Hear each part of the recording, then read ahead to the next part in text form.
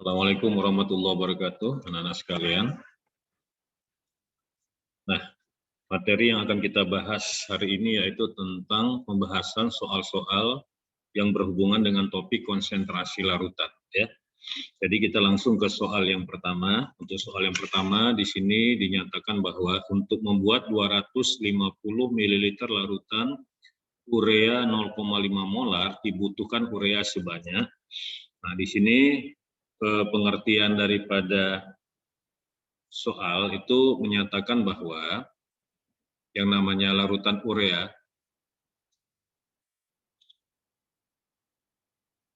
jadi larutan urea ya. Jadi pengertian larutan urea itu berarti campuran urea dengan air ya, campuran urea dengan air. Jadi ureanya ini sebagai zat larut ya, zat larut, sementara air itu sebagai zat pelarut. Nah, data yang kita peroleh bahwa larutan ini mempunyai volumenya 250 ya. 250 ml dan kemudian konsentrasi molaritasnya itu 0,5 molar ya, 0,5 molar. Yang ditanya di soal tentukan massa zat larut, massa ureanya. Jadi yang ditanya di sini berapa gram ya, berapa gram massa ureanya, di mana di sini MR ya, massa mol korelatif urea itu 60 sudah diketahui. Oke. Nah, ingat kembali ya. Ingat kembali tentang satuan-satuan konsentrasi yang sudah dipelajari. Di sini satuan konsentrasinya itu yang kita ingat kembali yaitu satuan konsentrasi dalam molaritas ya. Jadi M itu menyatakan molaritas. Ya, molaritas itu bisa rumusnya apa? Mol per liter ya.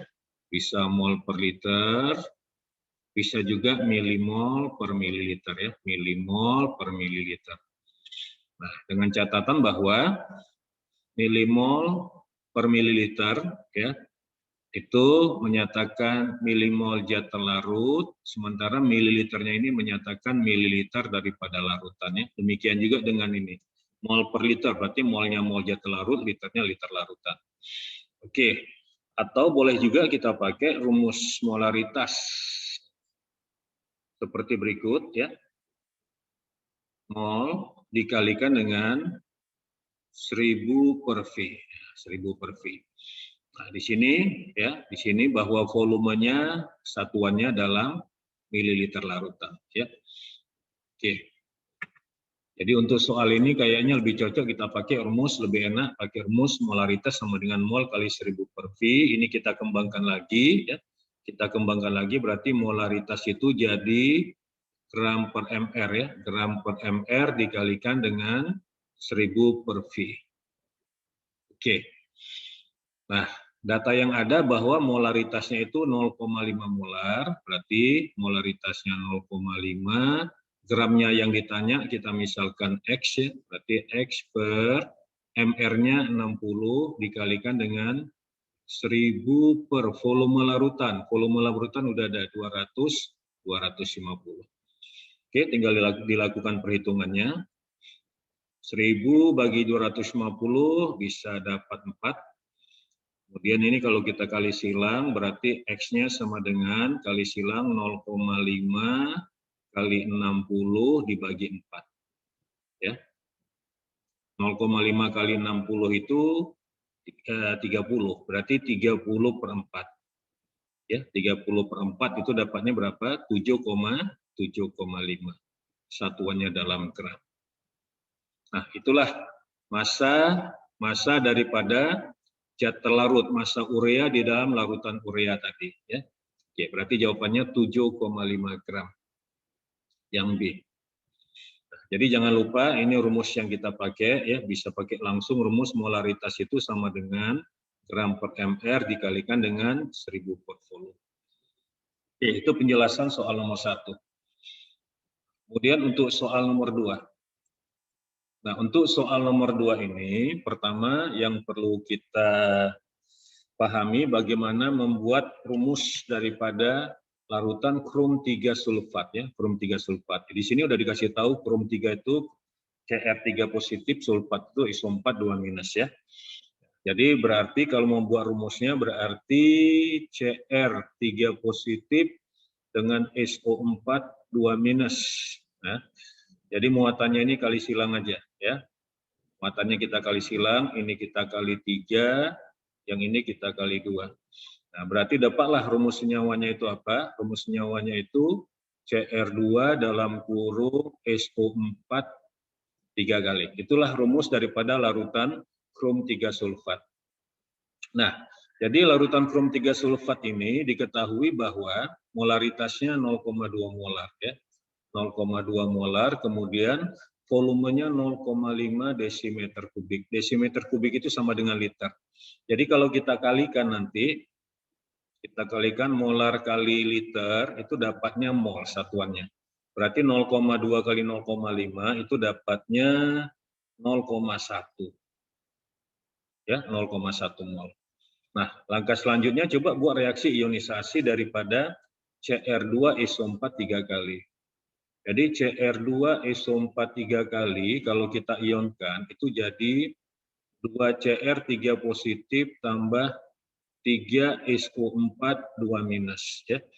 Nah, selanjutnya yang mau dicari itu berapa mol daripada Cr3 positif dan berapa mol daripada ion sulfatnya. Jadi perbandingan koefisien aja. Nah, tadi kan diketahui bahwa di sini Cr2SO4 3 kalinya 0,1 mol. Berarti ini jadi dasar hitung kita untuk menentukan ion-ion yang dihasilkan. Berarti ini perbandingan koefisien 2/1 kali 0,1 ya. Nah, ini dapatnya 0,2. Ini berarti dapatnya 0,2 mol. Nah, begitu juga untuk menghitung sulfat. Perbandingan koefisiennya berarti 3/1 kali 0,1. Ini dapatnya 0,3 mol ya. Nah, berarti jawabannya itu 0,2 mol dan 0,3 mol ya. Itu dia jawabannya. Cr3 positifnya 0,2 mol, ion sulfatnya itu 0,3 mol. Berarti jawabannya bola. Ya, jadi intinya di sini yaitu menentukan daripada rumus senyawa serta membuat reaksi ionisasi. Oke, kita lanjut soal yang berikutnya. Soal nomor 3. Nah, untuk soal nomor 3 ini hubungannya dengan pengenceran ya, hubungannya dengan pengenceran. Karena di sini dibilang bahwa untuk memperoleh 260 ml asam sulfat 0,05 molar diperlukan asam sulfat sebanyak berapa ya? Berarti ini asam sulfatnya diencerkan. Jadi asam sulfat itu diencerkan ya. Diencerkan itu berarti ditambah air. Nah, diencerkan dia tetap asam sulfat juga ya. Dia tetap asam sulfat.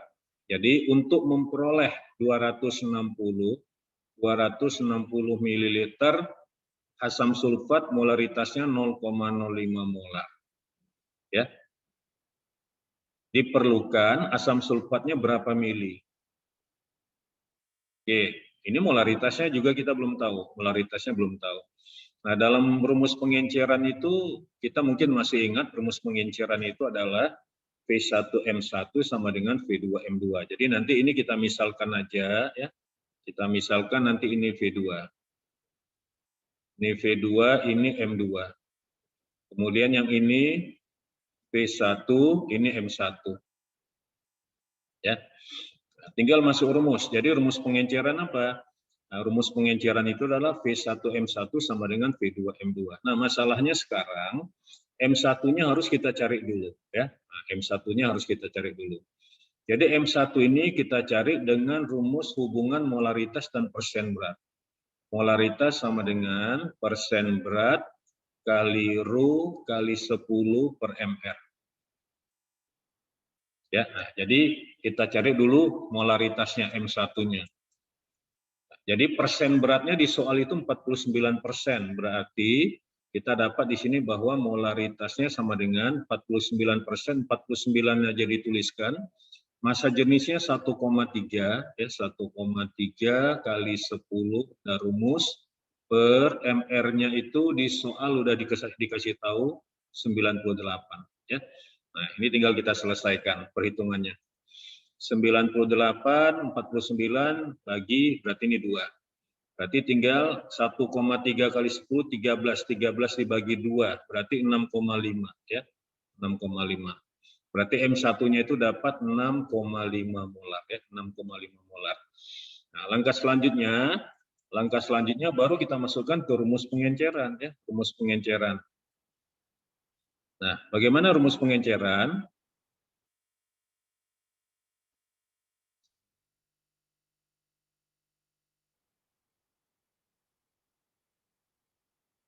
Oke, jadi rumus untuk pengenceran, ya, rumus pengenceran itu rumusnya adalah V1 M1 sama dengan V2 M2, ya. Jadi tinggal dimasukkan aja. Berarti V1 kali M1-nya udah dapat tadi 6,5.